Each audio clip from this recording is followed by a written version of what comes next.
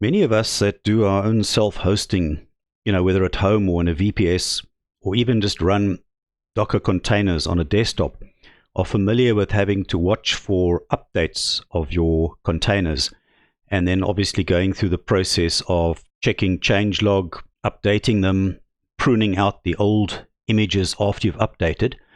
So for that, most of us are using something like Watchtower, which I've been using, and I've had one or two frustrations with Watchtower. But what I want to show today is a service called Docker. It's abbreviated there, you'll see there, to WUD. And it's really intended to do the same or similar to Watchtower, keeping your containers up to date. But let me start off with the sort of frustration I've got with Watchtower, and then you'll see maybe why I've gone for Docker. So typically this is a sort of the email that you receive when there's some updates. And I've got about probably 30, 35, 38, I'm not sure how many containers. One of the biggest frustrations I've got, and I've sort of highlighted it over here in red, is especially with the databases, because the main containers are not too difficult. Things like Adventure Log or Home Assistant or whatever, the name of the container usually indicates what needs to be updated. But for many of these, they've got an associated Postgres database or a MariaDB database or whatever the case is. And I've gone back to sort of splitting my databases because it's easier to clean up if you remove services. I did go through that stage where I tried to combine everything into one database, and I did a video about that before. But sometimes keeping it separate is better. The downside here, obviously, is that you're going to see a whole lot of Postgres 16 Alpine, Postgres 15, Postgres something else, and sometimes multiple MariaDBs here. Now your problem becomes when you go into your Portainer to go and find out, okay, so which one of these do I actually need to go and update for the databases? And I can show you quickly. You're going to have a list of your various containers, and you're going to see, okay, well, that one is a database. Luckily, this one is actually showing the image name, but you'll see there's many others. Okay, this is not a database, but many of them are just going to show something cryptic like this. And your problem is you've got to open it up, you've got to go down and go and find out where that image name is. Now this one is not actually that easy. Where is it? Sometimes it's fairly easy to find, but you see now already I'm already struggling here. Let me just go back again. Take maybe the Gothenburg one. If you go down, okay, there you go. You can see there's the image. So if you go long, you could sort of figure out that this one actually is Gothenburg :8. So that is how I've been doing it. I've been going in and out of each one to go and identify which is the correct image or container for the database that I need to update. And it's actually an incredible pain, to be honest. There are some other limitations with Watchtower. As far as I recall, I don't think it's able to check remote Docker installations. So that was another issue, and that's something that WUD actually does also handle for you. And then the other thing being that, I've now got to put this list to one side on one screen. Then I open up Portainer on the other one, and I go through each one by one to go and update them sort of individually within Portainer. And then, of course, I've got the step after that to go through the images and go and remove the images. So Watchtower's worked. It's worked very well for me over the years. Problem is just, a couple of those little frustrations. And when I found WUD and I found that it actually solved those problems for me, wow, this is making things a lot easier, actually. I can just show you quickly. This is sort of what an email from WUD will actually look like. And you'll see one of the immediate differences here is you can actually name your containers in Portainer anyway. I do make use of the host name and the container name fields, but Watchtower has never been able to read those. I've put requests in for that before, and nobody seems to be very interested in it. But what is interesting here is that with WUD, you'll see this is the email notification, and it immediately says container, and what I'm showing here highlighted in red is actually the name that I'd named it, or the label that I'd applied for WUD to make use of. And I'll sort of break down some of these and show them to you just now. I just want to, before we jump into some of my config stuff, let me just show you what it looks like as well. If you've logged into WUD, this is actually what you see. You could click watch now over here to quickly get updates. You can filter on just the updated containers, which makes it also quite nice and easy. You can also filter up here on various things. It'll do multiple registries, so it doesn't have to just be GitHub that you're watching, you know, what type of update, that sort of thing. And let me just say one thing, I'm not going to go into everything that WUD can do, because first of all, I've only scratched the surface of it. I'm really just showing sort of why I'm finding this interesting here. It's not going to be a detailed how-to and how to install. I'm trying to show you whether it's something you'd be interested in following up yourself, or whether you want to take it further. So let me show you like what an update would look like. This is a matter of interest. These are obviously digest updates over here that it's indicating, because I can also just filter on just the updates. You'll see immediately here, we've got, for example, there is probably a minor version update, because I've got it fixed to just looking at Paperless Broker 8, and it says there that 8.02 is available. And you can also see this by just clicking there to expand, and you'll see there's a patch update. It's 8.02.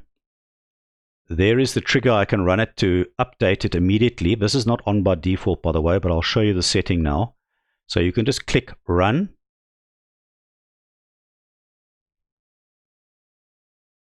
And it is now busy pulling the update in the background. Okay, no message, but it should have actually now already updated. And it'll have pruned the image in the background as well. So there's a little bit more detail and information you've got here. And as well as the container. You'll see I'm actually also telling it to watch certain tags. So in this case, I'll come back to that. I'll show you where the config is. But this little string over here, I'll show you where it goes in. It's essentially saying to it, don't watch for all these digest and patch updates. Just watch for the main versions, the x.y.z or z version number. In other words, if the 0 changes or the 2, it's actually the y and z that I'm watching. So it's going to ignore any other little minor changes or other patch changes or whatever. I should just explain as well, these digest updates, what they are is it's not the version or the minor or the major version number updating. It's usually a recompile. It can maybe be sort of just certain updated files that have been refreshed and they've just recompiled a new image that's available for update. It's not a version, an actual version change with specifically new features maybe, or, you know, something like it's maybe just bug patches and things. So that's where you can just confirm that. And you'll see it's quite clearly highlighting. What I can also show here, something else interesting is, you know, one thing that's always important is to find out why something is updated. And I'll just have to take this off because I've already updated the container. But if I go to, say, Home Assistant, this one is, you'll see there's no colored thing on the side here showing that it's updated. So if you expand that, you see no update available. Under Trigger, that's grayed out at the moment. Under Image, we can see all its details. But the important part was under the Container tab. If you go to the bottom here, you'll actually see a link. Now, there's just a line of code you add for this. It's not that easy, unfortunately.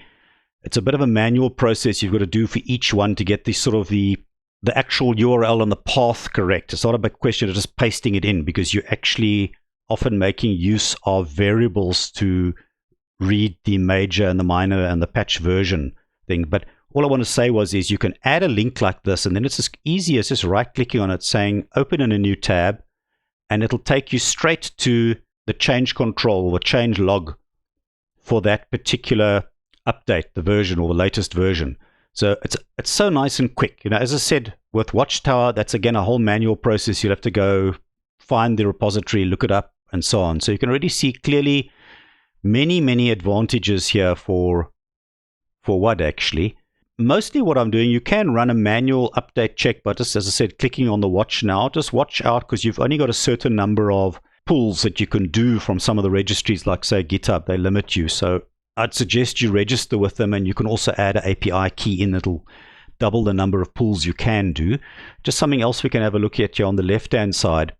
Local, this is my local Docker socket or repository that's busy being looked at.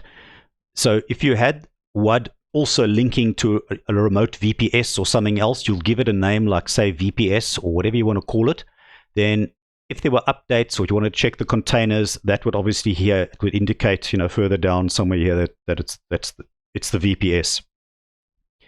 And yeah, as I said, these are, as easy as there's image server. I can just show you. It says there what sort of update. It's a digest update, so it's just a recompile or a refresh or update of the files. If we go to triggers, click run, and it's basically going to do the pull and the prune straight after each other. There we go. It says at the bottom there, trigger executed with success. So it's possible that my other one didn't possibly update properly. I'm not sure, but okay, that one certainly does give confirmation. I haven't got the link set up here, so you'll see under container, you're not seeing at the bottom here link. That's quite important. So I just need to still finish configuring these for. I'm still, as I said, learning and tweaking and adding things to WUD at the moment for this actually. But you'll see it's quite a lot of containers it's busy watching. And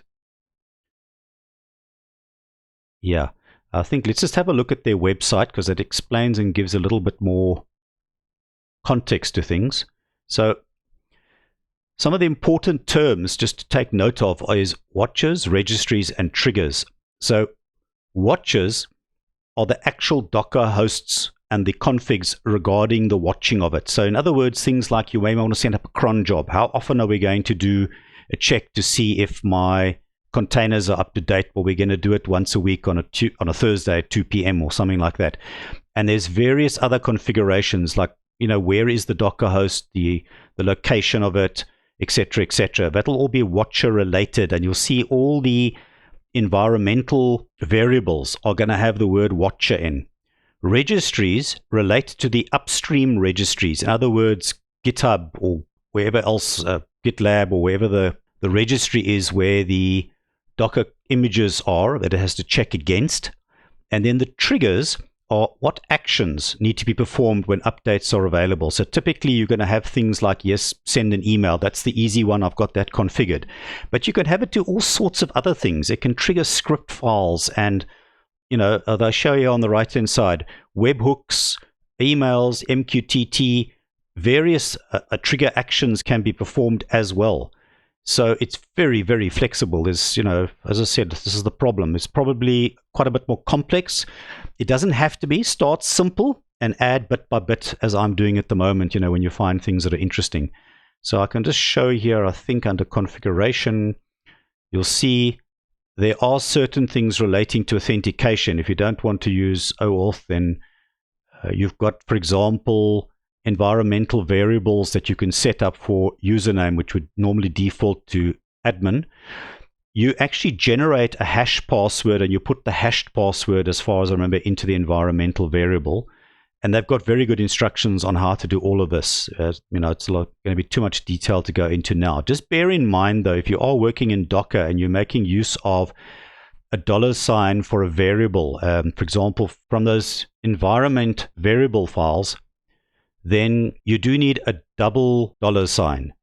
Otherwise you are going to get errors. It's not going to recognize it properly. It's just one of those things. It's like when you've got to sometimes put things into single quotes or escape characters and so on. Otherwise you will have maybe some troubleshooting issues. That's just a Docker related issue. It's got nothing to do with WUD itself. That is giving you a lot of additional help. The other thing I just want to point out here, which is quite interesting, you'll see there is the actual variable name with an underscore user, and in the other case it's underscore hash or whatever the case. But the interesting part is this in the middle, the auth name. The reason why is depending on whether you're using, say, your local Docker, you'll see mine will actually say then WUD auth basic local user. The other one will be WUD auth basic local hash. So everything relating to my local instance, I will be using, the name local over here. But if it was pointing to my variables, it's just so you can use the same variable for the different instances. You then have, if it was going to be the one you're going to be setting here for your VPS, for example, you'd maybe name it something like WUD auth basic VPS user and VPS hash. So just so if you're wondering about why that is there. And of course, they've also got examples over here, which are quite nice and showing again, as I said, you can call it they've got it called John, Jane, whatever the case is, different usernames in this case. So there's that. Then the other one that's of interest really is the trigger part. This is now, as I said, the triggering of an email or whatever the case. You'll see again here, just watch out for some of these configs. You just got to read them very carefully to figure out sort of what's going on. But if I go down, say to, this would be the title of whatever it's going to be, if it's going to be an email. And if I show you my config examples, it might make a little bit more sense. But they have also got examples at the bottom here as well that you can look at. And they've got then triggers relating to, and you can see the variety of things here. So it wasn't just what I explained. It's also Telegram, Discord, Slack, Pushover, Notify, IFTTT. There's various here, even a HTTP, which you could use with webhooks or something as well, or you could run a command or a script and so on. So that's where you're going to find that. And then the watcher side is the ones that you're going to configure, as I said, for when and how it's going to be watching your Docker. So I didn't use the certificates because I'm sitting behind my firewall really. But if I did this remotely, of course, I'm going to have to probably set up and configure some of this. There is, for example, the socket. So it would be something like WUD watcher local socket. And then you'd have equal to, probably that, your default. The other one that is quite useful, this is a global here, but you'd say watch all, very much like you've got also, I think, with Watchtower. If you've got this on equal to true, it's going to watch all the containers for updates. If you put that to false, then of course you must just go and make sure you've got the right labels and environment set for each container, so that if it sees that label, it'll do a check on it basically. You've got, whether it's you want to watch on startup and so on. Again, they've got a couple of warning signs, a lot of help, and then they give you the various examples underneath here as well. There's actually tons and tons of examples. I've mostly come right with everything that I've needed. Then the label side over here, this is just the fine tuning really. So typically the one that I have got is here, and this is the beauty that I love. Custom display name for the container. So you can give it whatever you want to name that container, and then whenever it appears in a WUD notification or in the WUD web page or whatever, it's going to use that name. So this is a really, really nice feature that I like. So I've used this everywhere. So in each container, I've set there WUD.displayName and whatever I want to see. The template one is the one that you use for the links, for those GitHub links to go see the change log. And you'll see there it does make use of things like major, minor, patch versions and so on. You can also tell it to exclude or include certain containers from the default. And there's a whole bunch of other options here. I'd really suggest you go through them, because this is where you're going to pick up the power of sort of the fine tuning and so on. This is an example here where I've got labels. This is the tag I talked about for the versions, what versions to watch. In this case, it's going to say to it, only check these specific versions of, it's just a regex really pattern searcher to pick up those and just check that for changes. Nothing else that follows after here for, if it's one of those containers that did have, like here, you get these ones that have got a -99 or something on the end. It's going to ignore that, and it's just going to look at the major and minor versions. But they explain it all very well actually over here, I think, as well. So I think let me just show you one or two of my examples, and then you can just see what I'm using so long. This is, for example, one that I'm using for a Redis container for image. And you'll see under labels, I've added there the wud.link.template, and I've put in inverted commas, and I've used the double dollar signs there because it's in a Portainer, Docker Portainer file. I've put the link to that change log, and it's essentially the change log. I just had to go look on the website to go and see what does its actual URL look like if you click on it to have a look at the change log. And basically it's got releases/tag, and then it had, whatever the major version was, 10.2 or .3, for example. But this, you might have to play around with a little bit just to get that sort of tweaked and tuned that it works correctly. Look, once you've done it, you don't have to touch it again, really. The one you'll see I have still got the label running for Watchtower. I'm still using them side by side at the moment. So that's just the one for Watchtower. And below it here, the WUD.display.name I talked about already. That's just the custom name I gave it, image Redis, so that I know exactly which Redis is it. There's lots of Redis containers in many cases. This one I did talk about a little bit already. That is how I'm actually using mine with the little comment I put at the end there. As far as I remember, this was actually only watching the y.z.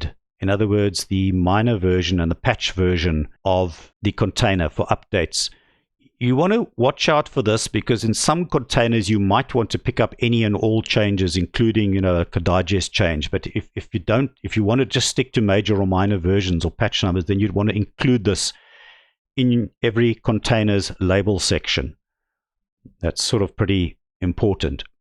And I think the last thing I wanted to show, well, I can just show this sort of in place, I suppose, as well. If I went to, say, Home Assistant, this is a normal container stack that I'd have. And the important part really is, as far as WUD is concerned, it's mostly going to be under labels where you're going to set anything. So in this case, I've given it a custom name, Home Assistant.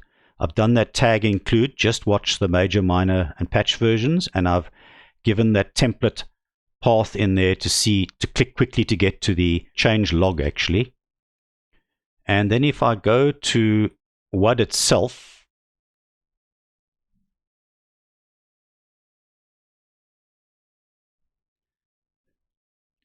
this is the entire Docker Compose file. So the name of the service is What's Up Docker. I've used the standard image there.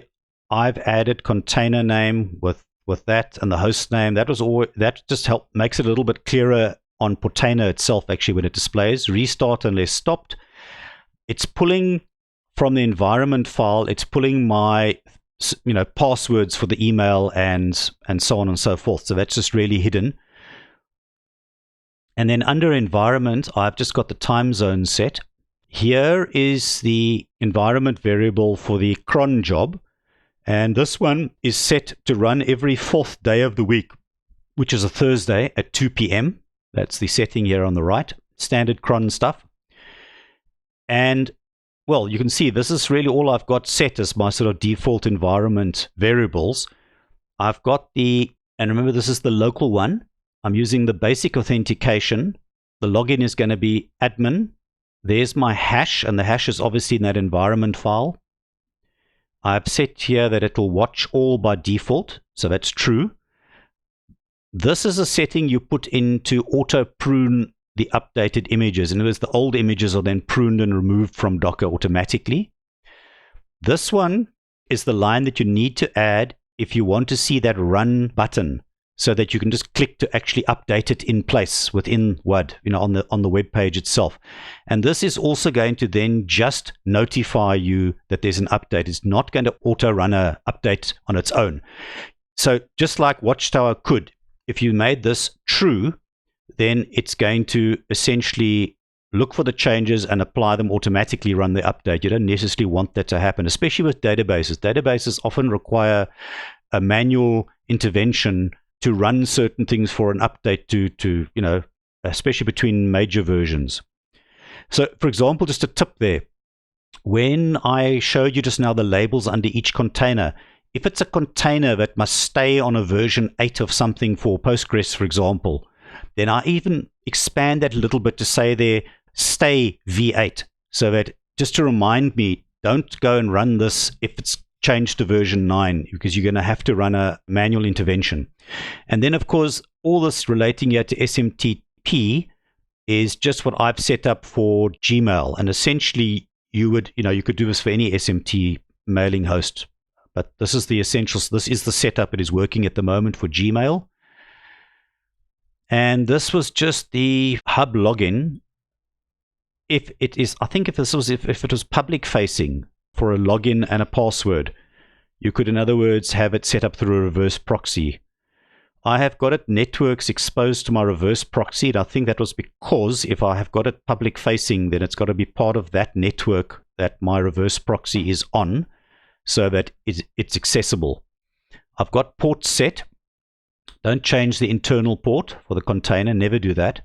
But in my case, I used 3018 because 3000 was already used by a different container.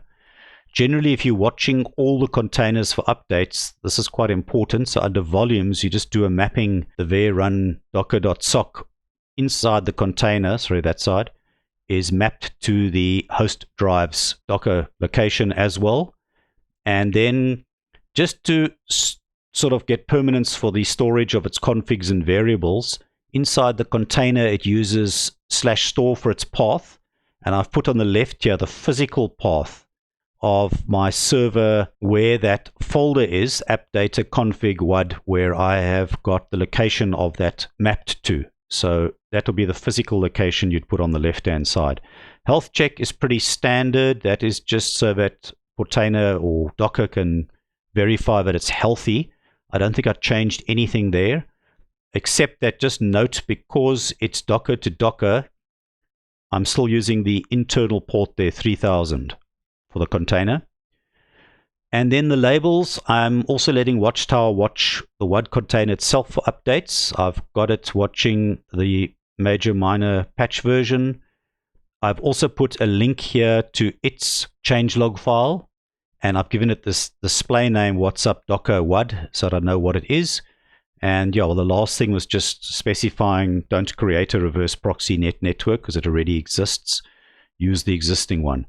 And that really is, that is it. That's the setup that I'm using that's working at the moment. I think from now on, it's really just going to be tweaking and tuning and playing around with, you know, some more of the features and so on it. But I'd encourage you to give it a go. As I showed just now, you can certainly run it side by side next to your existing Watchtower. So it's not an either or. You can feel it out and see how it works for you. And when you feel happy about it, you can disable the Watchtower and then enable it again if you need to. But the point is, it's quite easy to transition into.